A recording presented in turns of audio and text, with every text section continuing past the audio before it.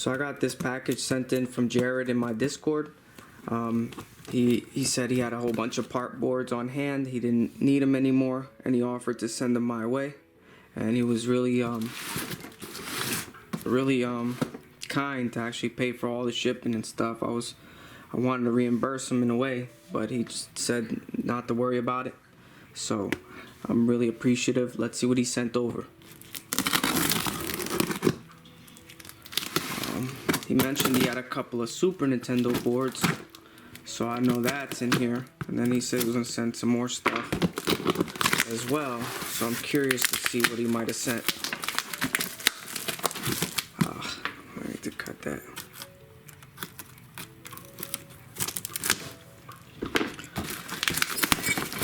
Oh, there's a lot of stuff in here. I might have to put the camera down. Let me open up the flap. So yeah, he said he had a whole bunch of spare parts. I think he takes on work for a local game shop himself. He said he's been watching my videos for a couple of years, so that's always really cool to hear. I hope that some of my videos have helped him. Now he's got sound modules. You can never have too many of these. He's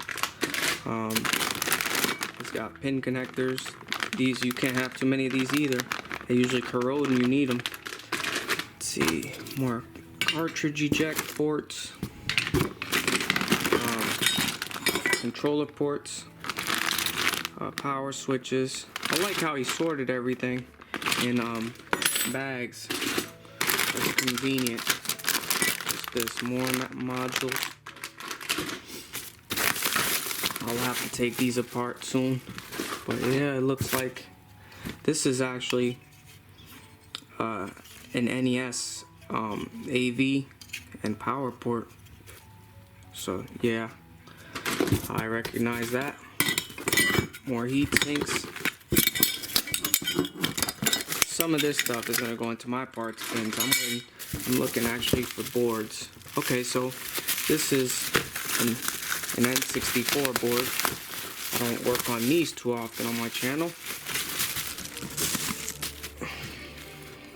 I wonder what's wrong with this. So yeah, I'm probably gonna take a look at the N64 stuff that's more unique first. I'll have to connect this, see what's up with it. Here's a Super Nintendo board. Can't tell what revision GM02. More RF shields, more RF shields, some power buttons. What's up with this? This is a bag of stuff. Let me undo this bag. So yeah, in that bag was a NES board. I wonder what's wrong with this. Now I got a socketed bench, so I can actually test the CPUs and PPUs on that. I could even socket the RAM chips as well and test those. This looks like horrible shape here. There's a lot of corrosion there. But, I mean, that could be replaceable. I'll have to take a look at that. Okay, so this one's actually hilarious. It's got a lot of these anti-static bags. It probably replaces a lot of lasers. Sorry about that. When you buy lasers, you get them shipped in anti-static bags. So here's just a NES board with one socket. It's actually quite funny. I don't think I'm gonna be trying to add these chips back into circuit. This could be a part board. I'll take that socket and put it somewhere. Pretty unique. Let's see, what else do we have here? Another NES board. I'll have to take a look at these. Another NES board. This one looks like something is wrong here. It's missing one of the chips. Let's see. Another NES board. This one looks like it's intact, more or less intact. Also have to take a look at that. Looks like he did a bodge wire. Could just barely see it. Another what looks to be like an N64 board. Nope, this is a Super Nintendo board. Let's see what's up. Let me undo this. Okay, so I undid everything and I see a lot of N64 boards. I don't work on these too often because, you know, I had a lot before in the past and I didn't have too much success with them. But they were in horrible shape. These don't look too bad actually. So there's a few more here. Yeah, these don't look as bad as the ones I had. So maybe I can get some of these up and running. Some more N64 boards. Here's another one. And then we got 1, 2, 3. This one's missing both CPU and PPU. 4, 5, 6, 7, 8, and 9 more Super Nintendo boards. So yeah, I got a lot of work to do. And we got some, you know, here's a heat sink and some more buttons. Okay, so my buddy Jared in my Discord, he sent me a whole bunch of Super Nintendo boards. I think there's like 9 or 10 of them. And he said they all had bad CPUs. So I've been busy. I created this little test bench here so I socketed the CPU so I can test CPUs on this bench. So he had a whole bunch of boards and he suspected a lot of these had bad CPUs, so he sent them over so I can actually pull the chips up and put them in the test bench to see what they show up on this screen. And yeah, this screen I actually bought from AliExpress, so it's just, I could turn it on. It's not the greatest quality. I don't recommend buying it or anything. It has a lot of noise. You can barely hear that. But it functions for what it is. It's just, this is strictly my test bench and I'm not using it to game or anything. So yeah, I put the burn-in test cartridge on top and it does. The CPU I have currently in there does work. I lowered the brightness on the screen. I don't know why, but I figured it'd be a little more reliable, because sometimes when I turn it on, the screen flickers a lot and it's as if it's trying to, like it's losing voltage. There's a lot of bleeding. Not bleeding, what's the word I'm looking for? A lot of, it's like screen burn-in or whatever. Like the screen is not the greatest quality at all. What I'm gonna also do to this board is swap the capacitors. Maybe that'll help stabilize the screen a little bit. And I'll probably swap the 7005 voltage regulator to a newer one. Maybe that'll help as well. But as for right now, it does work. I'm gonna see what I have here on these boards and try to throw some CPUs in here, see what's up. Okay, so he sent this one over, and this one I've already marked that it works.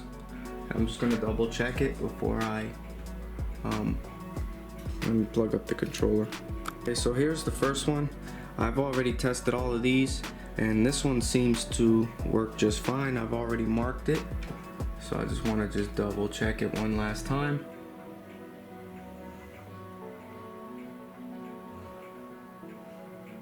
There's a lot of solder splash on this TV. I gotta wipe that.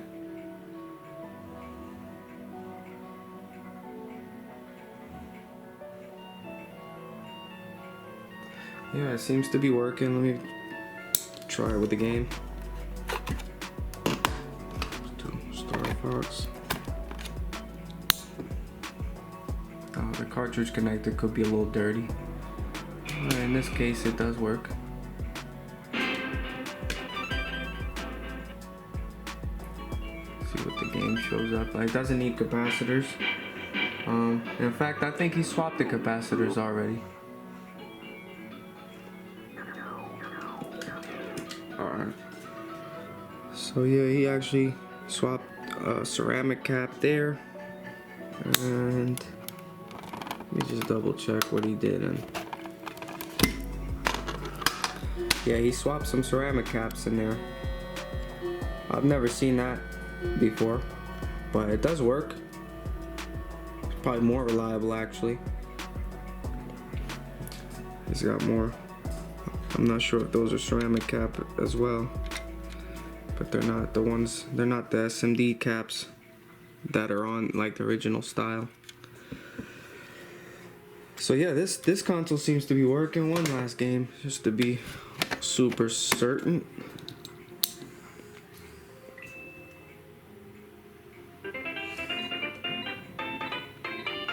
Mario Kart is one of the better games to test Super Nintendos with, because it's just if there's an issue, this game is surely to pop up, whatever the problem is. Yeah, this console seems to be okay.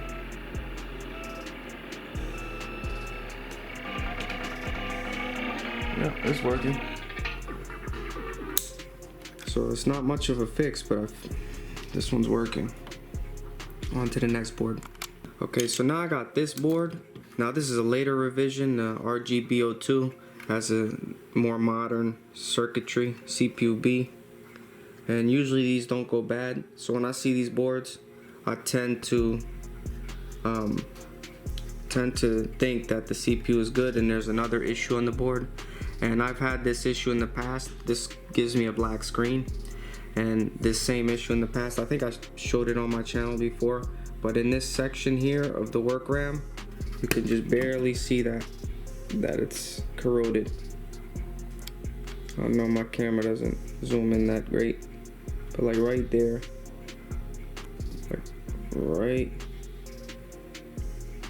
like here in this section here, there's a lot of corrosion. So let me clean that up with some alcohol to see if I can get a better picture of that. And if it's just a few broken traces, I'm not gonna pull the CPU up off a board that just needs like 2 or 3 traces restored. So let me do that now. I'm still working on the one with the broken traces on the work RAM. So just to show you what happens, not always, but in this case, what's happening to this one, I'll put in the burn-in test with the broken traces on the work RAM, and I get this screen. So the timer at the bottom, it's missing the number, it's missing the little Pokeball shaped circle, whatever. So I can't even scroll through the menu. So in this case, when a bad work RAM chip, or if the work RAM chip isn't making good connection, it could lead to a test cart screen like this. And no games work. I could test the game right now.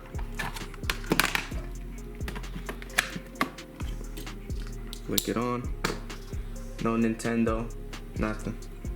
And I tried it multiple times. It wouldn't work. So yeah, let's fix that issue. Okay, so the RGB board's a little harder because you can't remove the cartridge connector. The RGB and the APU boards and one chips, they all have this black plastic cartridge connector, and you can't remove it. A lot of people try and they damage their console. So either I have to desolder it, or I have to work within this little space here. Let me zoom in. So yeah, here's the little space that I have to work with for comparison. This is my soldering iron tip. So there's not, I mean, it's probably doable. I mean, I might have to do it in that little space, but I'm probably gonna burn the plastic, whatever this is, the base of the header or the cartridge connector. So, but let me clean it first to get there's a bit of green stuff on it. So let me just clean that up. So with some 99% alcohol, just spray it on there. Come in with a toothbrush and just scrub it up. Now I am gonna use a multimeter just to double check that those traces are broken. But I've had this in the past. I don't know if this cartridge connector, the hole, it allows liquids to flow in through here, or just this little section here is prone to corrode or damage.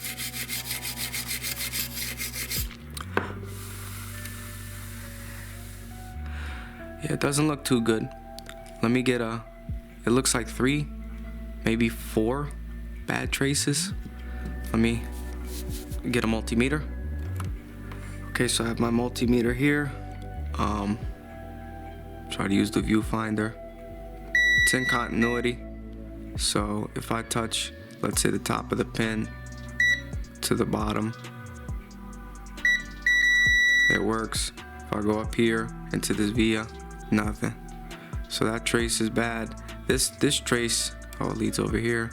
So yeah, if I just poke into the via really hard and swipe across these pins, I'm getting no continuity.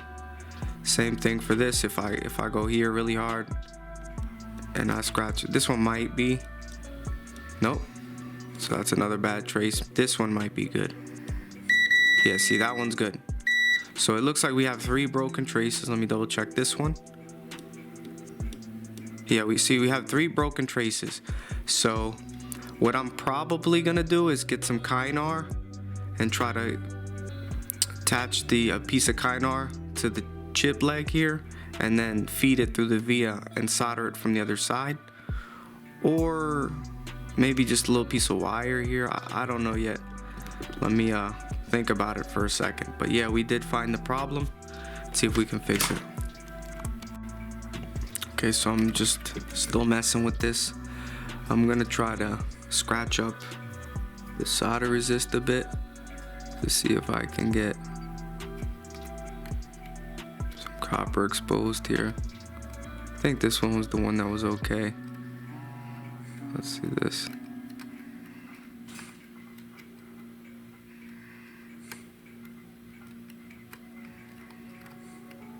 Because maybe I just have to reflow it. If I just have to reflow it, that's even better.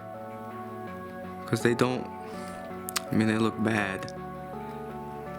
But they might not actually be broken. They might be just lifted. A little bit of flux.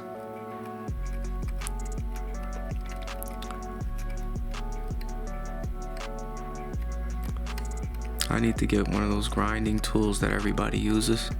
Super good tool. I used to in the past use a fiberglass brush, come in here and just scrape these pads, but that's kind of destructive. So I've since stopped doing that. Just scratching up the pads that I need to scratch, or the traces that I need to scratch, is just more effective. Alright, let me get some alcohol, clean up some more, see what we got under here. Yeah, that didn't help much. Let me reflow before I do anything, let me reflow this chip in that little corner there. I'll actually use some rosin flux, just a little bit.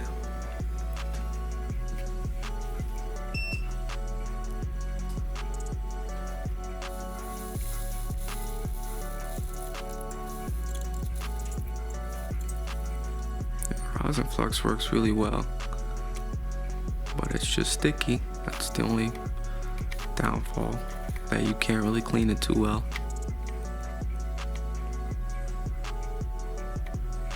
I mean, it still looks bad, but see, the flux tends to clean the impurities in the joint and flow the solder. It's just so much better.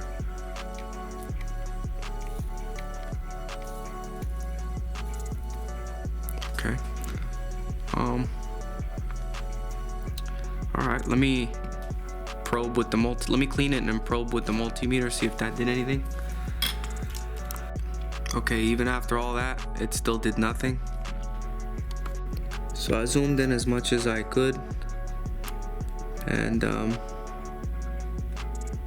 you can't really even tell. It's corroded, but you can't really even make out the breaks.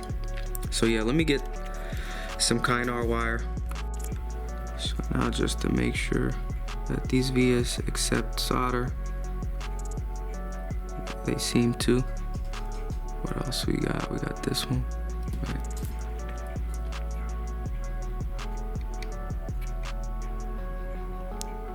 Basically pre-tin them, pre-prep them, and then this one I need as well. Seems okay.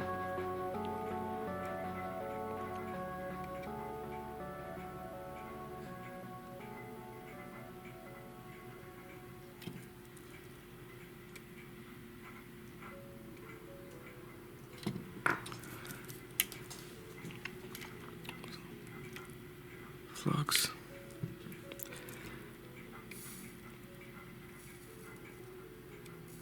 Okay.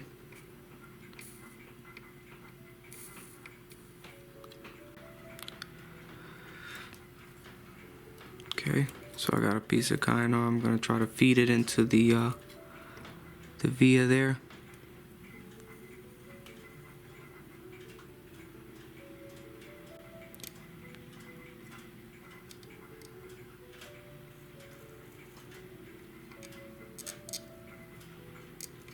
There we go. So we got one. And now I gotta figure out how I'm gonna cut this to size, probably like right there.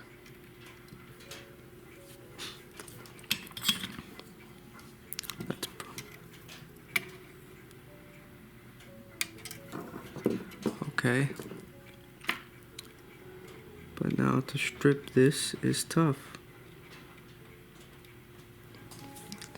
I could just burn the little coating down.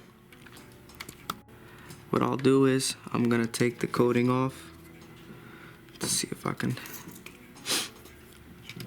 take the coating all the way off, because there's no other way that I can think of doing. I could use a piece of magnet wire, but I don't see any other way. So I just pulled the coating off. Let's see if I can get this on camera. To be fair, it would have been much easier for me to swap the CPU than to restore these traces in this little tight spot. Okay, so this trace is like right there.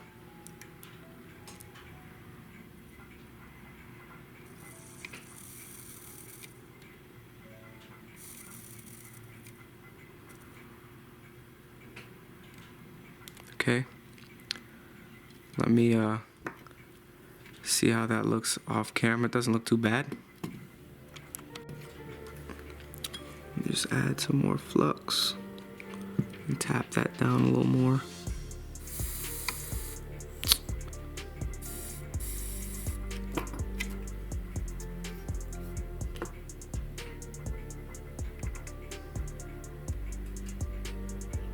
This caramelized flux.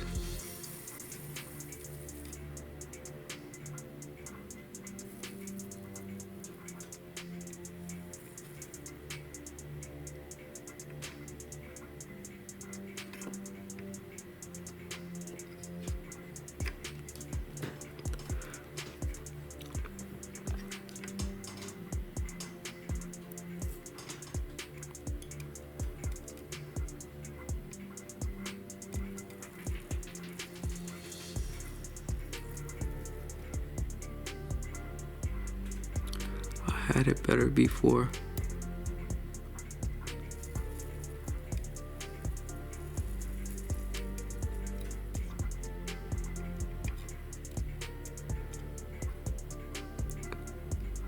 It's moving.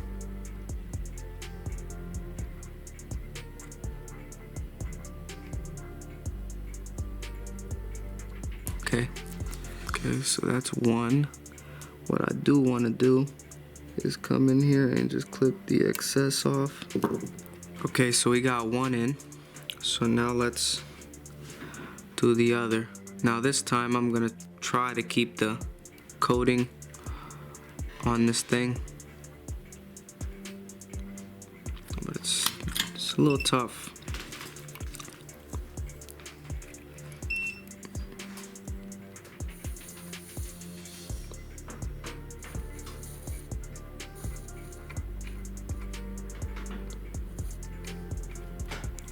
Okay.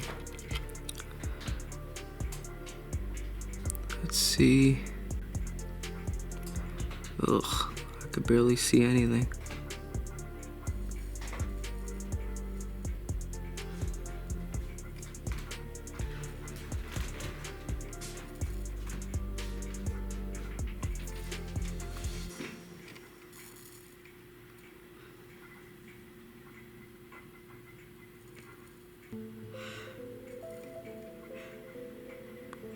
Okay, it's on there. Alright, this one wraps around. That's why I didn't want to. You just double check what I'm doing here, because one actually has to go to the top. What I'll do is I'll feed this one this way and the other one above.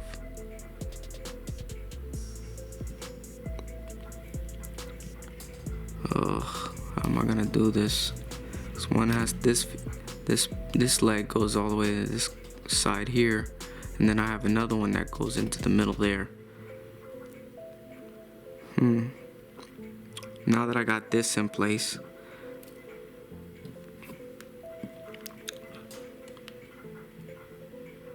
let's clip that. Should give me more than enough clearance to get that in there.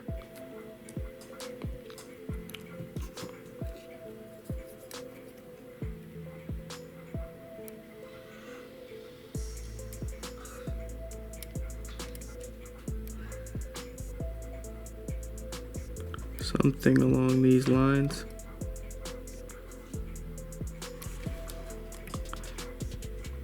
It's not gonna be pretty, and I don't know how I'm gonna strip this. What I could do is probably heat this and melt the coating off, but it's gonna look burned. Let's see. I'm gonna try that. So what I'll do is try to just melt back that coating, because trying to strip it from that little section there is not gonna work. So that's what I gotta do. Oh, it's already starting to trying to connect. I know, I wish I had a better angle.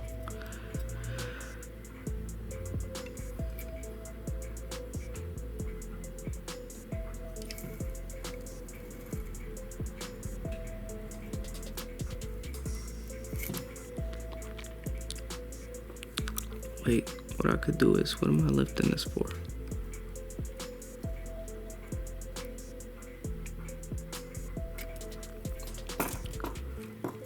I could just tack it in place like that.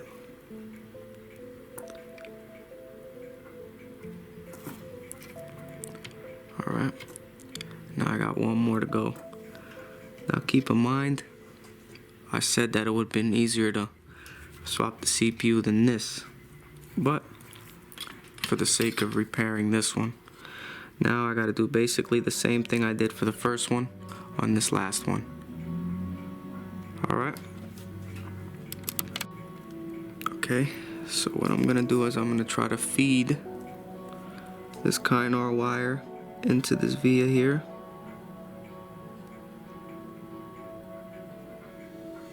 Okay, it's in. Feed a little more. Okay, it's in. And now I'm gonna bend it. Let me make sure I know where it's going. It's going right next to the white one. Let's take a tweezer.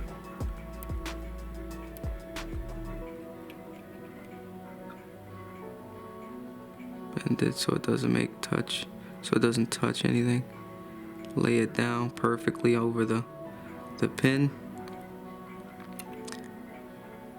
I'm gonna put some UV mask over this as well, and I'm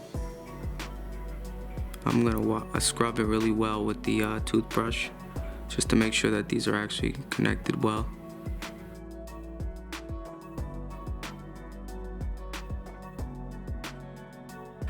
It's on there, but let me make sure it's really on there. That flux, when it gets old, it turns brown, so it's harder to see, but it works just the same. Fume extractor's my lungs right now, so bear with me. Okay, it looks like it's on there. Let's break this. Might not break. There it is. Now let me clean this aggressively. Let me just tap that corner there. Alright, let me clean this aggressively, and see if everything's okay. I also have to make sure that this little section isn't touching the ground plane. I didn't take the solder mask off that large plane there, so it shouldn't be. But I'm gonna test continuity, and yeah. Ooh, let me clean this. I'm gonna use some more force than normal, so I can make sure that everything is good. Some people, when they do their work, they solder little traces like that, and then they touch it really softly to make sure that it doesn't break. In reality, they should be cleaning it with a little more force, so they can tell that if it's good or not.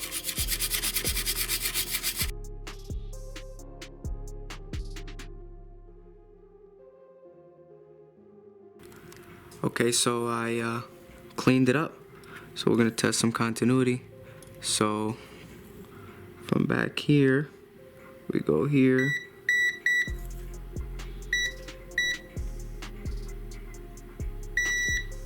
It's not short. Now the white one, the middle one, it's not short. In fact, I could test this too. Make sure that's not short to that. Nope. It's not making contact with the ones next to it. Okay, now this. Yep, it's working well. It's not short to that. These aren't short. So I think I reconstituted those joints. So let's test it, see what we get. Okay, I plugged everything up. Let's try it out. Yep, it's working. Let's see if I can run the test. Before, the timer was stuck and I couldn't scroll, and it was missing the little select pointer or whatever it's called, the little circle. Yep, it's working. Let's try a game. A game wouldn't work at all. Can't run it too long. I don't have a heat sink on it.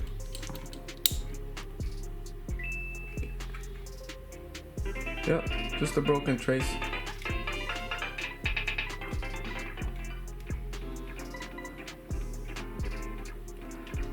That broken trace in that area of the work RAM is quite common. So if you have a black screen, you have some corrosion, always look in that spot.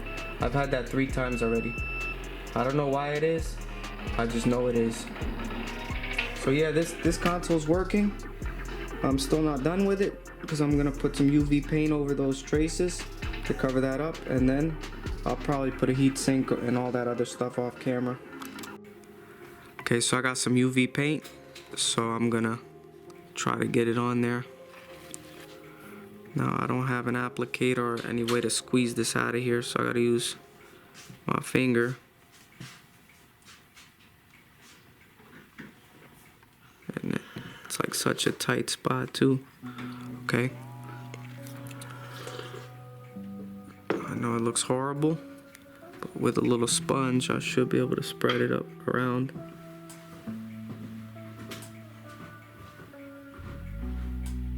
I know it doesn't look good at all. Okay, it's a bit excessive, but I just need it to not corrode anymore. Okay, so now I'll get a little light, UV light, let that sit for about a minute or two. Okay, so that's what it looks like, fully cured. Doesn't look great, but it is working. That's the most important thing. And if I ever wanted to in the future, I could just take the CPU and put on a better looking board. But for the sake of this video, not everybody has spare boards and CPUs and all that, and they would just prefer to fix what they have without the need of an extra part. So that's why this video, I'm putting out this video how it is. So yeah, that's about it. It's working. Now I just have to find a heat sink and some screws, because they're missing quite a bit of screws on the bottom. And the thing is, I had a whole bunch years ago. I had like a bag full of them, like a 2-pound bag, and I gave them up to this guy at the video game store. It was just parts I had hanging around, and I didn't think I would need them. So I do have a bowl full of some screws, and I have a few on hand, but I have to look for them. But yeah, that's it. Okay, so the next board here I have, it looks like Jared swapped some of these chips already, and he didn't do such a bad job actually. This one's a little off kilter, but it looks okay. I checked the traces, but let's see what we get. So we get a blue screen. I can't scroll. I already tried it before. I can't scroll, and I can't run the burn-in test. Timer at the bottom is gone. So let's take a look at closer on the board. Okay, so I'm looking at this chip here, and it looks like he almost had it. Now I want to show you guys why you can sometimes get a black screen, or you just overlook small little details. So I looked at all these pins under a microscope, and look, check this out. Let's see if I can get this on camera. Ready?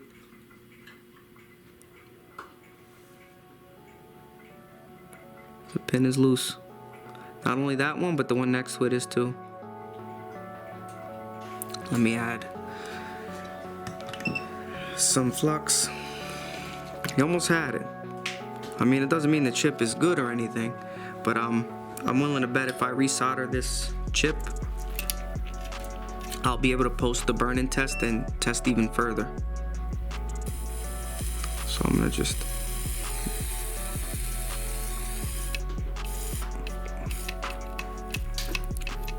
okay, wait a minute. This flux is no good. Let's use some of this instead. It's a little sticky, but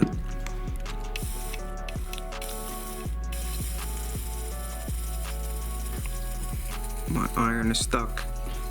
Okay, here we go.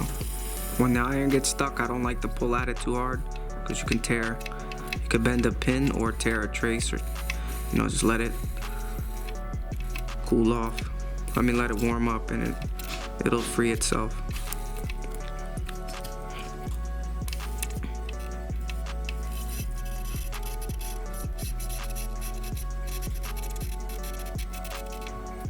I'm using this tip, I don't know why. I think I was doing another project and I just decided to leave this tip on here. It's not my favorite actually.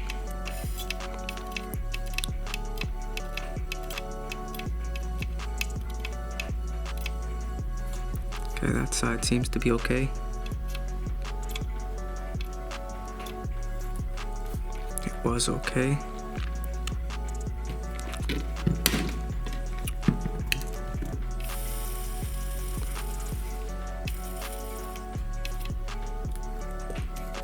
Clear off some of this extra solder.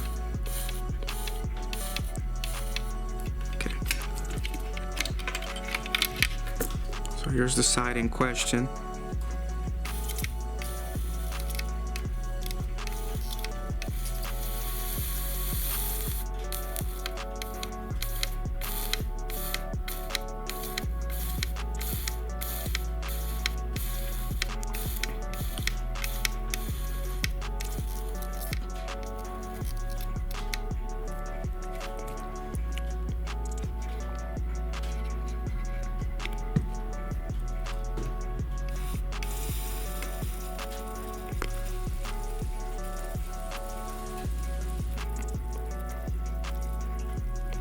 My iron's stuck.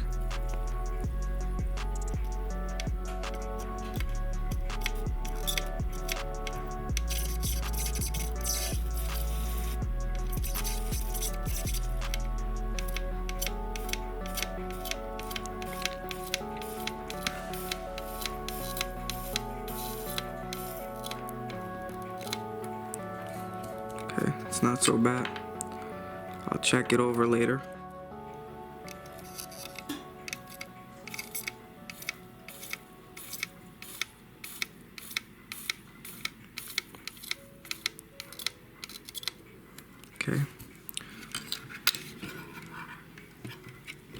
So it's a little tougher to get under here because the cartridge connector is in the way.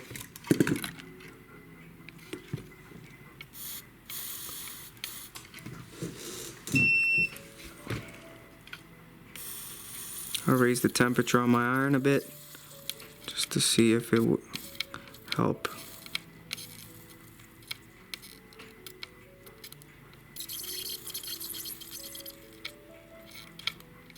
Much better. So I'm at about 375. Before I was about 350.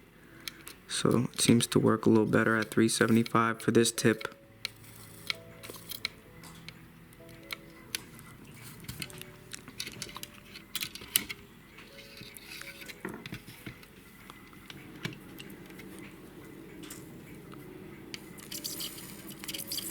I got him.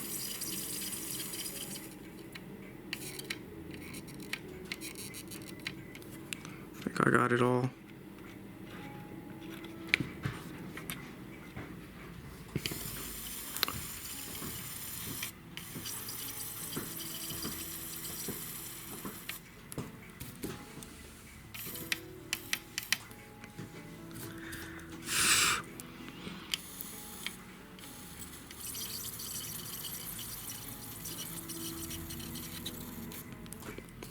Alright, I'm going to check it over for bridges and then I'm going to clean it and test it.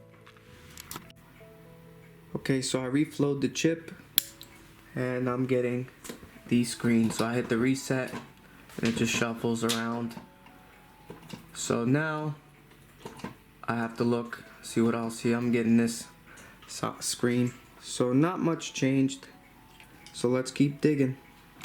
Okay, so I'm going to take the work RAM out, because I see a lot of problem like before.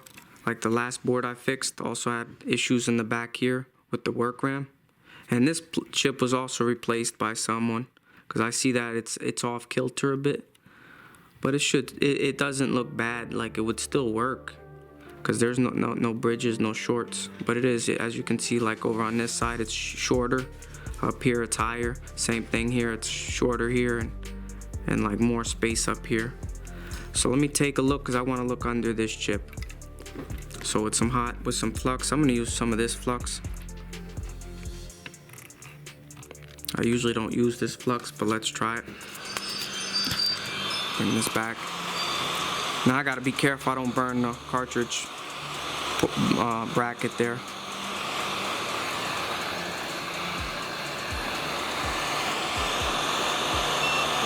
I'm going to keep my air away from the that cartridge thing.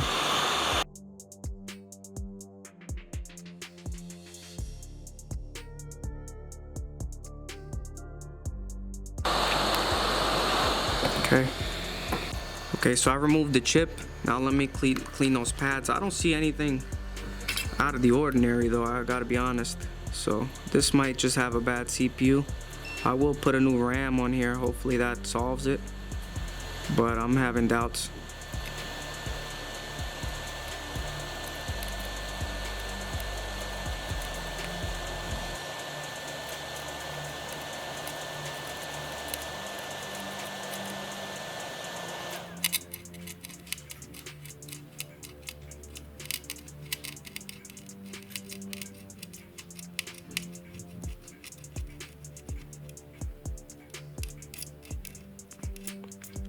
Yeah, there's a lot of nastiness on this little section here, but it shouldn't. Doesn't look like it would make any change, like it wouldn't cause it to not work. But I've seen everything. I mean, I've seen it all.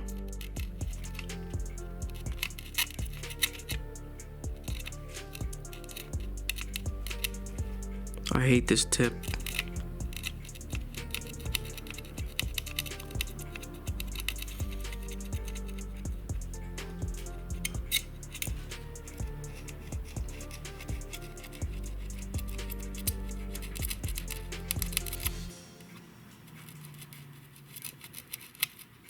Alright, let me clean it with some alcohol and a brush and see get a closer look now that everything is clean.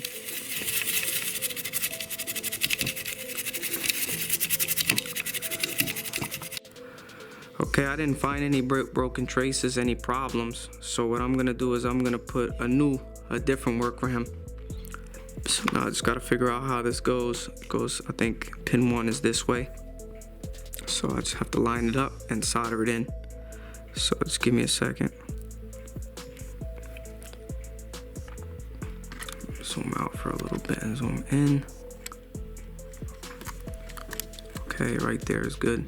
It looked a little bad in this corner here, but it was apparently nothing wrong. Okay, so here's good.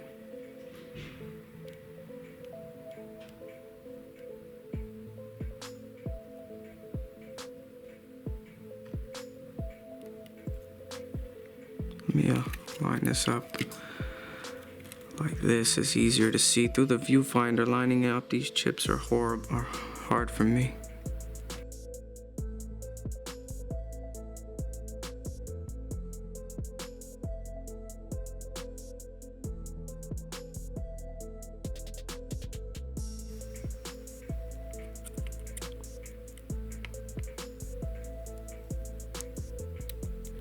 My hand is like...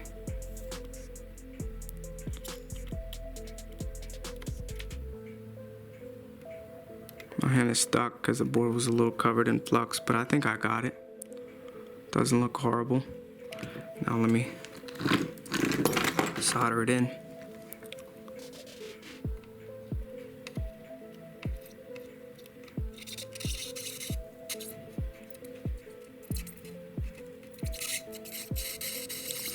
Yeah, see, without flux, that's what happens. So you just add some flux. Here we go with this cold iron.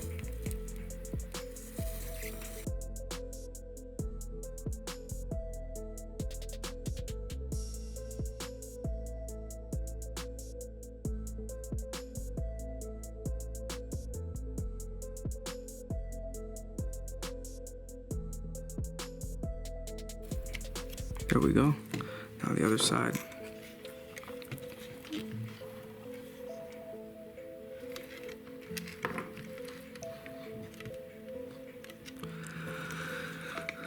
Some flux.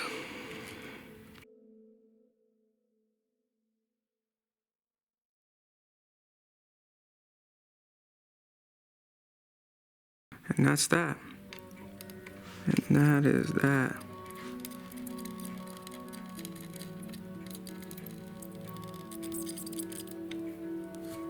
There we go. Let's clean it up and test it. Okay, so I replaced the work RAM. It's still wet, but I've been at it for about 10 minutes now. So the best I got was this screen, and I can reset it, and it like switches colors, and now it's just solid blue. Now it's teal, red, like dark green, like blue. So, but I can scroll 1, 2, 3, 4, and then start the burn and test. And check this out.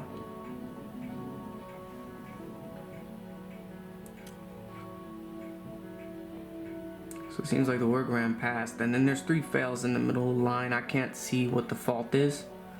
So I'm beginning to think failure on those 3 lines leads me to believe that the CPU is bad. So I'm gonna pull this CPU off and put it on my test bench and see if I can replicate the problem. Okay, so this CPU is giving me issues, so let me pull it out. I'm gonna use this flux. This leaves a mess everywhere, but we'll pull it out.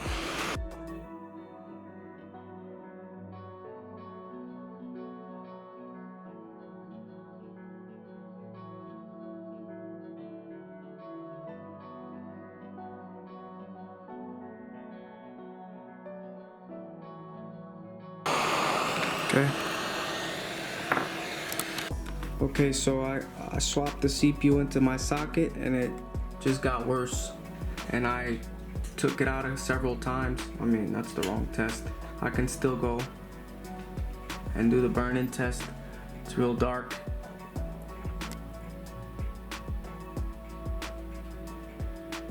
But it